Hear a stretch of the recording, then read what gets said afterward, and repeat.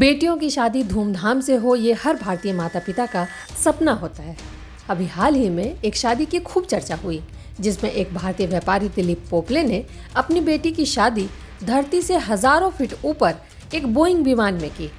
इस शादी की चर्चा पूरी दुनिया में हुई, क्योंकि दिलीप पोपले ने अपनी बेटी की शादी के लिए पूरा बोइंग विमान ही किराए पर ले लिया और सारी रस्में एक साथ धूम धड़ाके के साथ विमान में हुई। ये बात तो हुई दुबई के बिजनेसमैन की, लेकिन कुछ अनोखा करने की होड़ में बिहार भी पीछे नहीं है।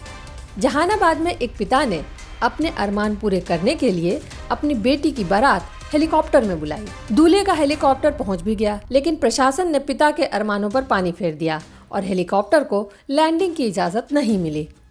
अब परिवार क्या करे? दूल्हा आसमान में और दुल्हन जमीन पर।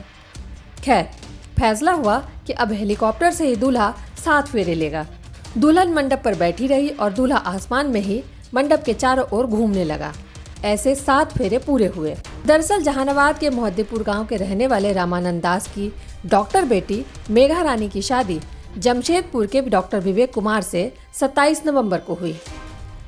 बेटी को विदा करने के लिए पिता ने 9 लाख रुपए में हेलीकॉप्टर बुक कराया। बाकायदा हेलीकॉप्टर की लैंडिंग के लिए गांव के ही खेत में हेलीपैड तैयार किया गया। दुल्हन के पिता रामानंद दास का कहना है कि उनकी बेटी ने घर में ही रहकर पढ़ाई की और मेडिकल पास किया। बेटी की पढ़ाई पर उन्हें पैसे खर्च नहीं करने पड़े, इसलिए उन्होंने तभी सोच लिया था कि अपनी बेटी की शादी वो खूब धूमधाम से करेंगे। जो पैसे उन्हें बचे हैं वो अपनी बेटी की शादी पर खर्च करेंगे।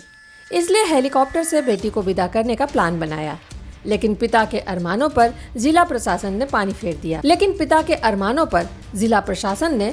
फेर दिया। सिक्योरिटी का हवाला देते हुए प्रशासन ने लैंडिंग की इजाजत नहीं दी, लेकिन पिता अपनी बेटी को हेलीकॉप्टर से ही विदा करना चाहते थे। इसलिए एयरपोर्ट पर हेलीकॉप्टर को उतारने की व्यवस्था हुई और वहीं से बेटी की विदाई हुई। तो कैसी लगी आपको हमारी ये रिपोर्ट? ऐसी ही मजेदार जानकारियों के लिए जुड़े रहिए हमारे साथ और चैनल को सब्सक्राइब कीजिए और देखते रहिए द भारत नाउ।